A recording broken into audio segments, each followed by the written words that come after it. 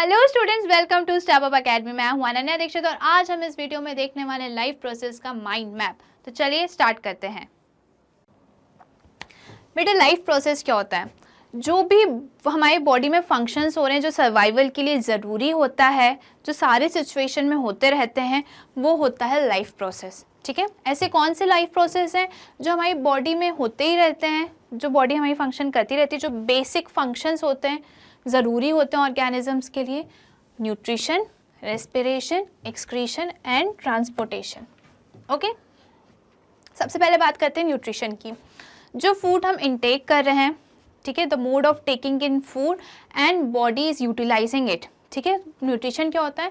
जो फूड हम ले रहे हैं और उस फूड से बॉडी जो है उसको यूटिलाइज कर रही है, उससे एनर्जी ले रही है, उसको हम क्या बोलते हैं? न्यूट्रिशन।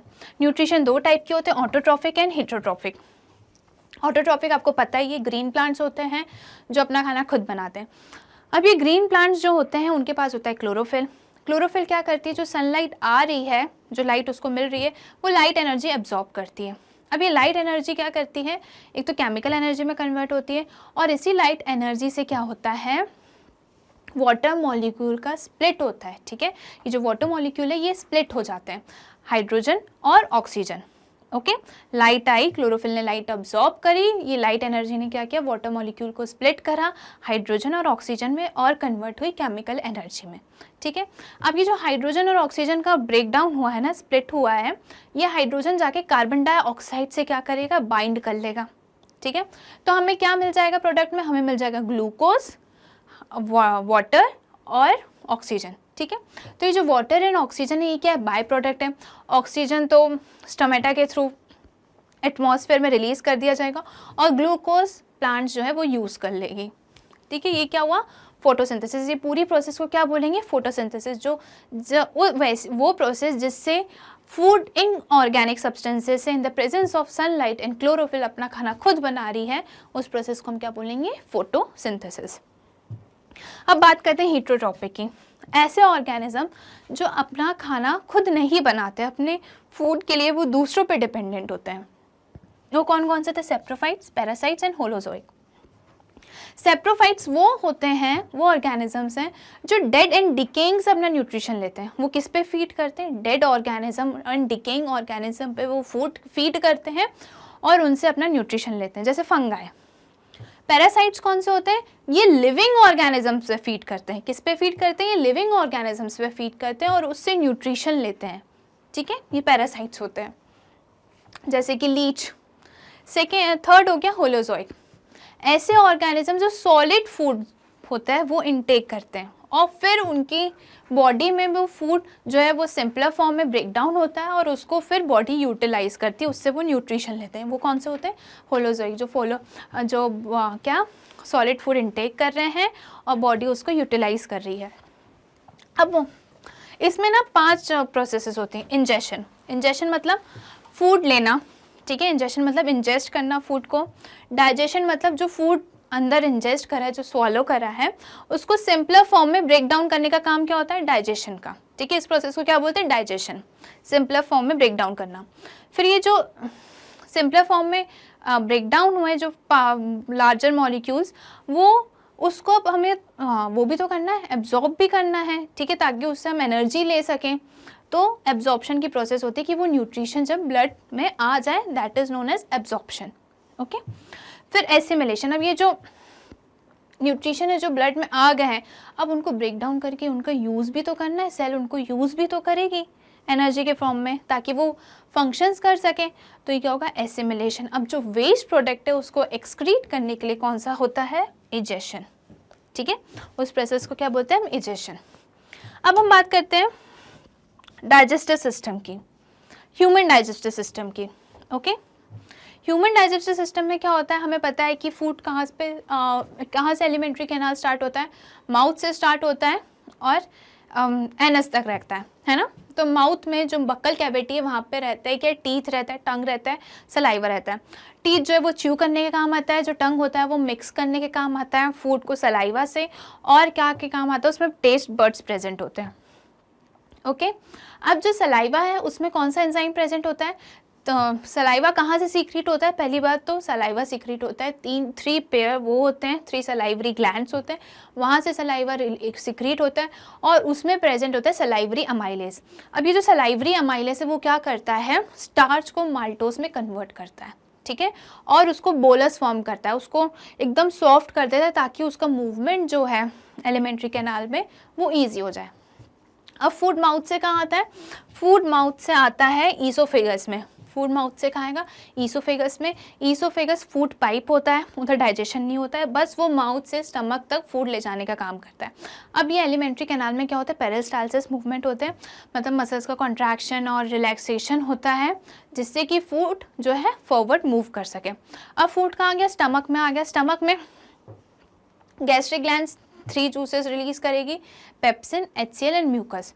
HCl हाँ हमें पता है एसिडिक होता है, तो क्या करेगा? फूड में जो भी जर्म्स होंगे उनको ख़त्म करेगा, उनको किल करेगा, और ये पेप्सिन के लिए एसिडिक मीडियम क्रिएट करेगा, ठीक है। अब पेप्सिन जो है वो प्रोटीन का ब्रेक डाउन करेगा, और म्यूकस जो हाइड्रोक्लोरिक जो है मीडियम एसिडिक हो गया, जो एनवायरनमेंट एसिडिक हो गया है उससे स्टमक की लाइनिंग को प्रोटेक्ट करेगा, ठीक है। ये बात हो गई स्टमक की। अब जब फूड कहाँ आएगा? फूड आएगा अब जब पार्शियल डाइजेशन हो गया है तब वो कहाँ आएगा? स्मॉल इंटेस्टाइन में आ गया फूड। स्मॉल इंटेस्टाइन में रिलीज होता है बाइल और पेनक्रियाटिक जूसेस, ठीक है। बाइल कहाँ से आता है? लिवर से, और पेनक्रियाटिक जूसेस कहाँ से आते हैं? पेनक्रियास से आते हैं। ये दोनों कॉमन डक्ट से कहाँ आते हैं? कहाँ आते हैं? स्मॉल इंटेस्टाइन में आते हैं, ठीक है। जो बाइल है वो क्या काम करता है? उसमें एंजाइम्स नहीं होते हैं, बाइल जूस में एंजाइम्स नहीं होते हैं। बाइल का काम क्या कर रहता है कि जो फैट्स के लार्जर मॉलिक्यूल हैं उनको छोटे छोटे मॉलिक्यूल्स में कर देता है, और इसको हम क्या बोलते हैं? Emulsification of fat. Emulsification of fat का इसलिए ज़रूरी है क्योंकि जो लाइपेज है जो पेनक्रियाटिक जूस में प्रेजेंट है, लाइपेज, वो ताकि एक्ट कर सके फैट्स पे और उसको और छोटा करे। क्या हुआ? बाइल ने तो छोटा कर दिया फैट्स को, ठीक है। फैट्स को और छोटे छोटे सिंपलर फॉर्म में कौन करेगा? लाइपेज। इस लाइपेज कहाँ से आ रहा है? लाइपेज आ रहा है हमारा पेनक्रियास से, ठीक है। बाइल का काम हो गया। पेनक्रियाटिक जूस में जो होते हैं ट्रिप्सिन, लाइपेज होते हैं, ठीक है। ये क्या काम करते हैं? ये प्रोटीन, कार्बोहाइड्रेट और फैट्स को और छोटे छोटे पार्ट्स पे ब्रेक डाउन करते हैं, ओके। अब क्या होता है? पूरा डाइजेशन कंप्लीट हो जाता है, most of the digestion complete हो जाता है कहाँ पे? स्मॉल इंटेस्टाइन में, और काफ़ी सारे न्यूट्रिशन भी एब्जॉर्ब हो जाते हैं। कहाँ एब्जॉर्ब होते हैं? स्मॉल इंटेस्टाइन में प्रेजेंट होता है विलाई, ठीक है। स्मॉल इंटेस्टाइन में क्या प्रेजेंट होता है? विलाई प्रेजेंट होता है। ये सरफेस एरिया बढ़ाते हैं। विलाई के पास बहुत सारी ब्लड सप्लाईज होती हैं, ठीक है। विलाई के पास बहुत सारी ब्लड सप्लाईज होती हैं, इसलिए स्मॉल इंटेस्टाइन से कार्बोहाइड्रेट्स, प्रोटीन ब्लड में चला जाता है, जो फैट्स है वो लिम्फ में चला जाता है, ठीक है। अब स्मॉल इंटेस्टाइन से जो भी मटेरियल है, लेफ्ट ओवर मटेरियल है, वो कहाँ जाएगा? लार्ज इंटेस्टाइन में जाएगा। अच्छा, एक और बात, जब फूड स्टमक से स्मॉल इंटेस्टाइन में आ रहा था तो उसको रेगुलेट करता है पाइलोरस स्फिंक्टर, ठीक है। एक स्फिंक्टर होता है, वो बैक फ्लो होने से रोकता है। किसके बैक फ्लो होने से रोकता है? फूड का, ठीक है। अब कंटिन्यू करते हैं। अब जो ये स्मॉल इंटेस्टाइन से फूड कहाँ आ गया? जो बचा कुचा है वो कहाँ आ गया? वो आ गया लार्ज इंटेस्टाइन में। लार्ज इंटेस्टाइन में होता है रीअब्जॉर्प्शन, किसका? वाटर का, ठीक है। लार्ज इंटेस्टाइन में रीअब्जॉर्प्शन होता है, ये फीसेस फॉर्म करता है, और ये पूरा अनडाइजेस्टेड फूड कहाँ चला जाता है? रेक्टम में चला जाता है। रेक्टम के थ्रू ये एनएस से बाहर एक्सक्रीट हो जाता है। एनएस में एनल स्फिंक्टर होता है, ये जो अनडाइजेस्टेड फूड पार्टिकल है उसके मूवमेंट, उसको बॉडी से एक्सक्रीट करने में हेल्प करता है। ये पूरा क्या हो गया? डाइजेस्टिव सिस्टम हो गया। अब हम बात करते हैं रेस्पिरेशन की। अब ये जो ग्लूकोज जो ये मॉलिक्यूल्स वो सिंपलर फॉर्म में हुए हैं और ब्लड स्ट्रीम में आ गया, एब्जॉर्ब हो गए न्यूट्रिशन, अब इसको ब्रेक डाउन करना है, ठीक है। ग्लूकोज को ब्रेक डाउन करना है ताकि बॉडी उसको यूज़ कर सके, एनर्जी रिलीज हो और सेल्स उसको यूज़ कर सकें उस एनर्जी को। तो ये प्रोसेस को क्या बोलते हैं? रेस्पिरेशन। क्या बोलते हैं हम? रेस्पिरेशन बोलते हैं, जहाँ पे ग्लूकोज का ब्रेक डाउन हो रहा है in the presence of oxygen. ज़रूरी नहीं है ऑक्सीजन की प्रेजेंस में हो, बट जो वो होता है ग्लूकोज, वो ऑक्सीजन के ही थ्रू होता है। मेनली जो होता है, बेसिक जो होता है, वो यही होता है, ठीक है। अब ये जो ग्लूकोज का ब्रेक डाउन हो रहा है उसको हम क्या बोल रहे हैं? रेस्पिरेशन। अब 2 टाइप के रेस्पिरेशन होते हैं, एरोबिक एंड एनारोबिक। एरोबिक मतलब प्रेजेंस ऑफ ऑक्सीजन, एनारोबिक मतलब एब्सेंस ऑफ ऑक्सीजन, ठीक है। एरोबिक में क्या होगा? सबसे पहले तो क्या होगा? जो ग्लूकोज है वो साइटोप्लाज्म में 3 कार्बन मॉलिक्यूल्स में कन्वर्ट हो जाएगा पायरुवेट, ठीक है। साइटोप्लाज्म में ग्लूकोज जो है वो पायरुवेट में कन्वर्ट हो जाएगा। अब ये पायरुवेट जाएगा, अगर ऑक्सीजन प्रेजेंट है तो ये पायरुवेट जाएगा कहाँ पे, माइटोकॉन्ड्रिया में। माइटोकॉन्ड्रिया को हम क्या बोलते हैं, powerhouse of the cell, ठीक है। अब क्या हुआ, ये जो पायरुवेट है वो कहाँ पहुँच गया, माइटोकॉन्ड्रिया में पहुँच गया। माइटोकॉन्ड्रिया में in the presence of oxygen जो पायरुवेट है वो ब्रेक डाउन होगा कार्बन डाइऑक्साइड में, वाटर में, और क्या रिलीज होगी, एनर्जी रिलीज होगी। ये हो गई एरोबिक। अब हम बात करते हैं एनारोबिक की। एनारोबिक में क्या होता है कि एब्सेंस ऑफ ऑक्सीजन है, लैक ऑफ ऑक्सीजन है। जो पायरुवेट साइटोप्लाज्म में बना था वो जाएगा मसल सेल्स में। मसल सेल्स में पायरुवेट कन्वर्ट होगा लैक्टिक एसिड और एनर्जी में, ठीक है। जब भी आप बहुत हैवी वर्कआउट कर लेते हो, विग्रेस एक्सरसाइज कर लेते हो, तो क्या होता है लेग्स पे या कहीं पे भी बॉडी पार्ट में आपके क्रैम्प्स आने लगते हैं, ठीक है। क्रैम्प्स आते हैं तो वो क्रैम्प्स क्यों आते हैं, लैक्टिक एसिड के कारण। लैक्टिक एसिड वहाँ पे जाके एक्यूमुलेट हो जाता है, मसल सेल्स में जाके एक्यूमुलेट हो जाता है, इसलिए वो क्रैम्प्स या पेन हमें फील होता है, ठीक है। अब ईस्ट में क्या होता है, ईस्ट में अगर ऑक्सीजन नहीं है, एनारोबिक रेस्पिरेशन होता है, तो ईस्ट में क्या होगा, जो पायरुवेट है वो ethanol 2 carbon molecules, carbon dioxide और एनर्जी में कन्वर्ट होगा, ओके। अब हम बात करते हैं रेस्पिरेशन होता कैसे है। रेस्पिरेशन और ब्रीदिंग में बेटा क्या डिफरेंस होता है, breathing is simple exchange of gases, inhaling and exhaling, ठीक है, ये ब्रीदिंग होता है। And what is respiration, respiration होता है कि जब ग्लूकोज का ब्रेकडाउन हो रहा है ऑक्सीजन की हेल्प से, उसको हम क्या बोलते हैं, रेस्पिरेशन बोलते हैं, ठीक है। ब्रेकडाउन ऑफ ग्लूकोज काय के लिए, इसलिए ताकि वो एनर्जी रिलीज कर सके और सेल उसको यूज कर सके। This is known as breakdown of glucose is known as respiration, ठीक है। अब रेस्पिरेशन कैसे होता है, ब्रीदिंग कैसे होता है, ब्रीदिंग स्टार्ट होती है नोस्ट्रिल से। नोस्ट्रिल में से नेजल कैविटी में जाएगी, नेजल कैविटी से फेरिंग्स। फेरिंग्स जो होता है वो कॉमन पैसेज होता है किसके लिए, फूड के लिए और विंड के लिए। फेरिंग्स से जाएगा लैरिंग्स में एयर, फिर जो एयर है वो ट्रैकिया में जाएगी। ट्रैकिया में कार्टिलेजिनस रिंग होती है, वो फ्लेक्सिबिलिटी बनाती है, फिजिबिलिटी बनाती है ताकि एयर अच्छे से मूव कर सके और कोलैप्स होने से बचाती है। फिर ट्रैकिया से जाएगा ब्रोंकाई में एंड देन एल्वुलाई। जो एक्चुअल गैशियस एक्सचेंज पता है कहाँ होता है, एल्वुलाई में होता है, ठीक है। कहाँ होता है, एल्वुलाई में होता है। एल्वुलाई में जैसे हमने पढ़ा विलाई में बहुत सारी ब्लड सप्लाई होती है ना, वैसे एल्वुलाई में बहुत सारी ब्लड सप्लाईज होती हैं। वो क्या करती हैं, डीऑक्सीजनेटेड ब्लड लाती हैं, उससे कार्बन डाइऑक्साइड डिफ्यूज़ होकर एल्वुलाई में चला जाता है और ऑक्सीजन डिफ्यूजन से ब्लड में आ जाता है, ठीक है। यहीं पे बेसिक एक्सचेंज होता है। और मैकेनिज़्म कैसे होता है कि जब हमें इनहेल करा तो लंग्स जो है वो डोम शेप्ड में, जो डोम शेप्ड डायफ्राम है उसके ऊपर रहते हैं, ठीक है। तो जब हमने इनहेल करा तो जो ये डोम शेप्ड का डायफ्राम है ना वो ऐसे हो जाता है, और जो हमारी रिब्स है ना वो अपवर्ड मूव करती हैं, तो ये कॉन्ट्रैक्ट होता है, डायफ्राम और रिब्स जो होती हैं वो कॉन्ट्रैक्ट होता है, ठीक है। और जैसे ही हम एक्सहेल करते हैं ना तो ये जो ये फ्लैट डायफ्राम हो गया तो वो वापस कैसे आ जाता है, कर्व्ड शेप में आ जाता है, ओके। और रिब्स भी अपने नॉर्मल पोजीशन में आ जाती हैं।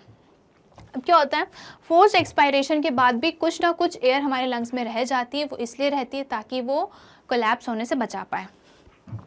ये बात हो गई रेस्पिरेशन की। अब हम बात करते हैं एक्सक्रीशन की, ठीक है।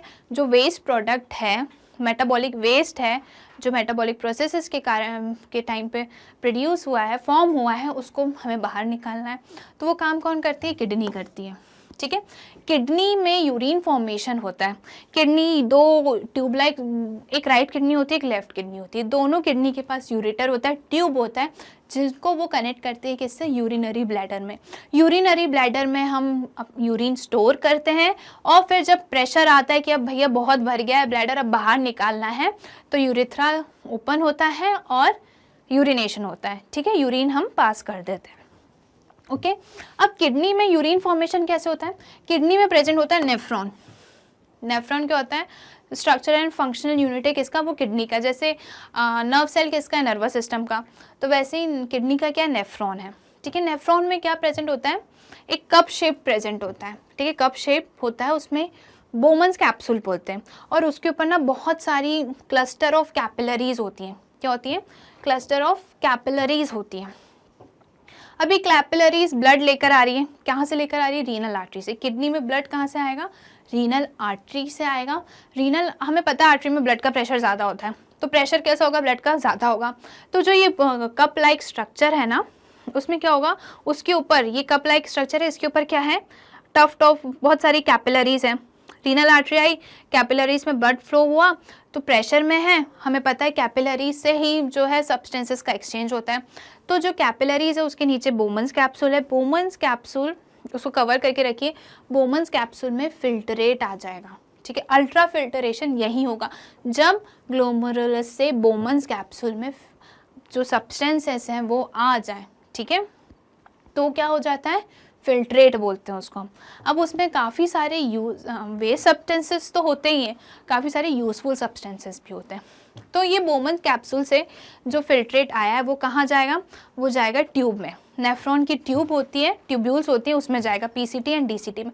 अब ये जो ट्यूब है यहाँ पे क्या होगा, जो भी यूज़फुल सब्सटेंसेस हैं, जो भी यूज़फुल सब्सटेंसेस हैं वो कहाँ चला जाएगा, वापस ब्लड वेसल्स में चला जाएगा, ठीक है। जो भी यूज़फुल है वो सब ब्लड वेसल्स में चला जाएगा, और जो वेस्ट सब्सटेंसेस हैं वो ट्यूब्यूल्स में ही रहेंगे, ठीक है। वो किस में रहेंगे, ट्यूब्यूल्स में ही रहेंगे, और ट्यूब्यूल्स ऐसे करके यूरिन फॉर्म होगी ट्यूब्स में, और यूरिन कहाँ जाएगी, कलेक्टिंग डक्ट से फिर वो चली जाएगी कहाँ, किडनी, यूरेटर में, यूरेटर से यूरिनरी ब्लैडर, फिर यूरेथ्रा।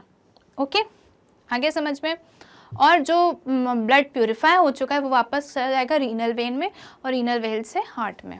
ओके, ये बात हो गई ह्यूमन किडनी की। अब हम बात करते हैं प्लांट्स में। प्लांट्स में हमें पता है ट्रांसपिरेशन होता है, जो एक्स्ट्रा वाटर होता है वो ट्रांसपिरेशन के थ्रू चला जाता है। कुछ वेस्ट प्रोडक्ट ये लोग अपने लीव्स में रख देते हैं, कुछ रेजिन्स गम्स ये लोग किस में रखते हैं, जाइलम में रख देते हैं, ओल्ड जाइलम में, ठीक है। ये प्लांट्स में एक्सक्रीशन होता है ऐसे। अब हम बात करते हैं ट्रांसपोर्टेशन की। हम किसकी बात करते हैं, ट्रांसपोर्टेशन की। ट्रांसपोर्टेशन में क्या होता है बेटा, कि जो भी ट्रांसपोर्टेशन का मतलब क्या होता है कि सारी जो सेल्स हैं, सारी बॉडी पार्ट्स है, उस तक जो यूज़फुल सब्सटेंसेस है वो कैसे पहुंचा, और वेस्ट सब्सटेंसेस वो कैसे बाहर किया जाए, ठीक है। तो इस सारे पूरा ट्रांसपोर्ट करने के लिए एक पंपिंग सिस्टम चाहिए, ठीक है, एक पंपिंग ऑर्गन चाहिए। तो ये कौन सा है ह्यूमंस में, ये है हार्ट। कौन सा है वो, हार्ट है। ओके, हार्ट में हमें पता है राइट साइड होता है, लेफ्ट साइड होता है, 4 चैम्बर्स होते हैं। अपर एट्रियम, अपर के 2 चैम्बर्स हैं वो एट्रियम है, और नीचे के 2 लोअर चैम्बर्स हैं वो क्या है, वेंट्रिकल्स है, ठीक है। राइट एट्रियम में राइट साइड में डीऑक्सीजनेटेड ब्लड आता है पूरी बॉडी से, और लेफ्ट साइड में ऑक्सीजनेटेड ब्लड आता है कहाँ से, हार्ट से। ओके, क्या होता है बेटा, जो डीऑक्सीजनेटेड ब्लड है, सबसे पहले हम उसकी बात करते हैं। डीऑक्सीजनेटेड ब्लड है वो वेने केवा में आता है, सारी वेन्स पूरा डीऑक्सीजनेटेड ब्लड किस में डाल देती हैं, वेने केवा में डाल देती है। ये वेने केवा कहाँ पूरे ब्लड को डालती है, राइट एट्रियम में, ठीक है। कहाँ डालती है, राइट एट्रियम में। राइट एट्रियम से राइट वेंट्रिकुलर, और राइट वेंट्रिकुलर से कहाँ जाती है, पल्मोनरी आर्टरी से ये जाती है लंग्स में। ओके, फिर लंग्स में जाके एल्वुलाई में इनका डिफ्यूजन होता है, ये ऑक्सीजनेटेड हो जाते हैं लंग्स में एल्वुलाई के थ्रू, ठीक है। फिर ये पल्मोनरी वेन से ऑक्सीजनेटेड ब्लड पल्मोनरी वेन से आता है लेफ्ट एट्रियम में, लेफ्ट एट्रियम से वेंट्रिकल, वेंट्रिकल से एओर्टा, एओर्टा से फिर पूरी बॉडी में सप्लाई हो जाता है, ठीक है। अब हार्ट में ब्लड 2 बार आ रहा है, एक बार राइट साइड में आ रहा है, एक बार लेफ्ट साइड में आ रहा है, तो इसको क्या बोलते हैं हम, डबल सर्कुलेशन। एक साइकिल में, पूरी एक साइकिल में ब्लड हार्ट में 2 बार आ रहा है, इसलिए हम इसको क्या बोलेंगे, डबल सर्कुलेशन, ठीक है। ये समझ में आया। अब बेटा हमको ऑक्सीजन की नीड ज़रूर ज़्यादा होती है, वह हमें काम एनर्जी की ज़रूरत ज़्यादा होती है, इससे डीऑक्सीजनेटेड ब्लड और ऑक्सीजनेटेड ब्लड को मिक्सिंग होने से रोकने के लिए जो हार्ट है वो क्या है, 4 चैम्बर्ड है।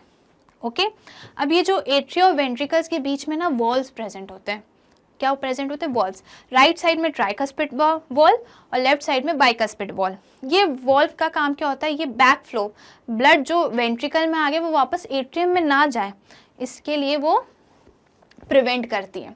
वैसे ही वेंट्रिकल और एओर्टा और पल्मोनरी वेन में भी क्या प्रेजेंट होता है, सॉरी आर्टरी के बीच में भी क्या प्रेजेंट होता है, वॉल्स प्रेजेंट होते हैं, ठीक है। उसको क्या बोलते हैं, सेमिल्यूनर वॉल। अब हम बात करते हैं ब्लड वेसल्स की। ब्लड वेसल्स कितने टाइप की होती है, मैं यहाँ लिखती हूँ। ब्लड वेसल्स होती हैं, सबसे पहले होती है artery, then veins and capillaries, ठीक है बेटा। तो ये जो आर्टरी है वो ब्लड कहाँ से लेती है? हार्ट से लेती है। हार्ट से ब्लड लेती है, इसलिए आर्टरी में ऑक्सीजनेटेड ब्लड लेती है, इसलिए आर्टरी में ब्लड का प्रेशर क्या होता है? हाई होता है। ठीक है, आर्टरी में ब्लड का प्रेशर क्या होता है? हाई होता है। ओके, इसकी वॉल्स, इसलिए ब्लड प्रेशर हाई होने के कारण आर्टरी में जो वो है वॉल्स जो है उसकी वो कैसी है? थिक होती है और इलास्टिक होती है, ताकि उसकी वॉल्स ये जो टॉलरेट कर सके, जो प्रेशर है उसको टॉलरेट कर सके। वेन्स, अब हम बात करते हैं पहले कैपिलरीज की। अब ये जो आर्टरीज है ना वो ब्रांचेस में डिवाइड होती है, उसको हम बोलते हैं कैपिलरीज।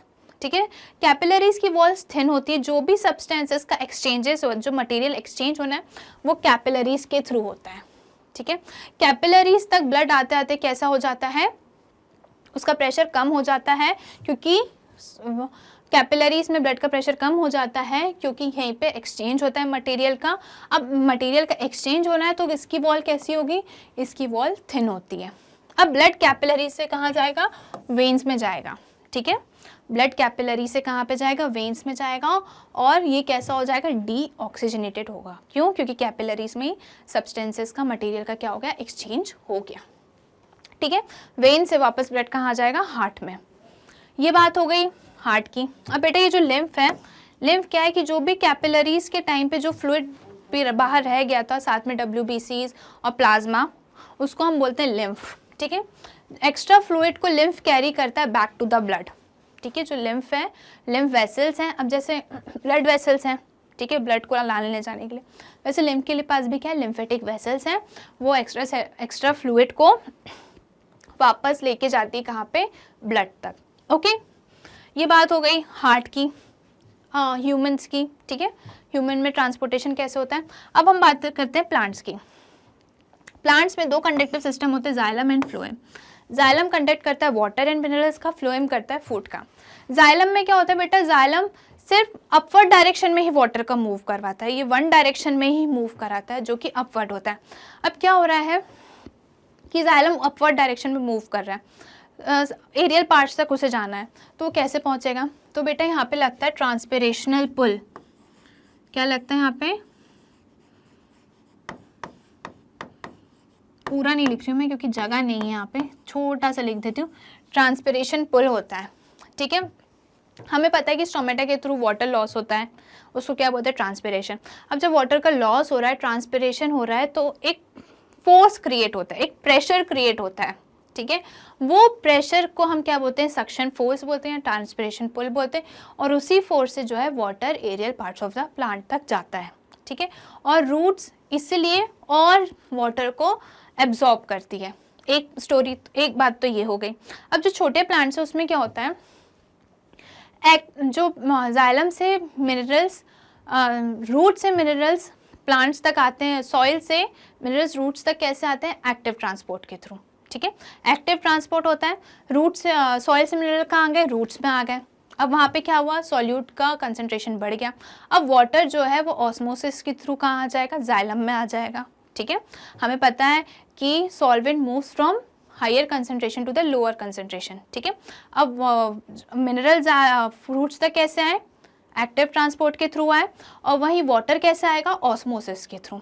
ठीक है, और जहाँ बड़े प्लांट्स की बात आएगी तो बड़े प्लांट्स में क्या होता है? ट्रांसपिरेशन पुल होता है, जो ट्रांसपिरेशन के कारण होता है। ये बात हो गई जाइलम की, वाटर कंडक्शन एंड मिनरल की। अब हम बात करते हैं फ्लोएम की। फ्लोएम क्या करता है? फूड को ट्रांसपोर्ट करता है। ठीक है, अब ये जो फूड है, अब भैया जो ऊपर है उसको भी चाहिए, है ना, और जो रूट्स, जो पानी तुम्हें दे रही है, जो प्लांट को दे रही है, उसको भी खाना चाहिए। तो फ्लोएम जो है वो दोनों डायरेक्शन में फूड का मूवमेंट कराता है। ठीक है, और ये जो ट्रांसपोर्टेशन ऑफ फूड है बाय द फ्लोएम, उसको हम क्या बोलते हैं? ट्रांसलोकेशन। उसको हम क्या बोलते हैं? ट्रांसलोकेशन। ओके, ये ट्रांसलोकेशन हो गया। अब ये कैसे करता है फ्लोएम? ये फूड का मूवमेंट कैसे होता है? लीफ से फ्लोएम तक जो है फूड आ गया। ठीक है, कैसे है? एक्टिव ट्रांसपोर्ट के थ्रू आया। अब फ्लोएम में फूड का कंसंट्रेशन बढ़ गया, वाटर का कंसंट्रेशन कम हो गया, तो जाइलम से वाटर आएगा फ्लोएम में थ्रू ऑस्मोसिस। फिर ये वाटर, जो फूड का ट्रांसपोर्टेशन, ये वाटर के थ्रू होगा सारे पार्ट्स ऑफ द प्लांट में। फिर जब वाटर का काम खत्म हो जाएगा तो ये वापस कहाँ चला जाएगा? जाइलम में चला जाएगा। तो ये कंडक्शन हो गया। आई होप ये जो माइंड मैप है जो बनाया गया है आपके लिए, आपको ये क्लियर होगा और ये सारी चीज़ें आपको समझ में आई होगी। अगर नहीं समझ में आई है तो प्लीज़ कमेंट करके बताइए, हम फिर से बताएंगे। तो इस वीडियो में हमने देखा लाइफ प्रोसेस का माइंड मैप देखा, हमने सारे टॉपिक्स कवर कर लिए। ऐसे ही और वीडियोस देखने के लिए आज ही स्टेप अप एकेडमी को सब्सक्राइब करिए, जहाँ पे आपको मिलते हैं फर्स्ट से लेकर 12th के सारे सब्जेक्ट्स के सारे वीडियोस फ्री। Thank you.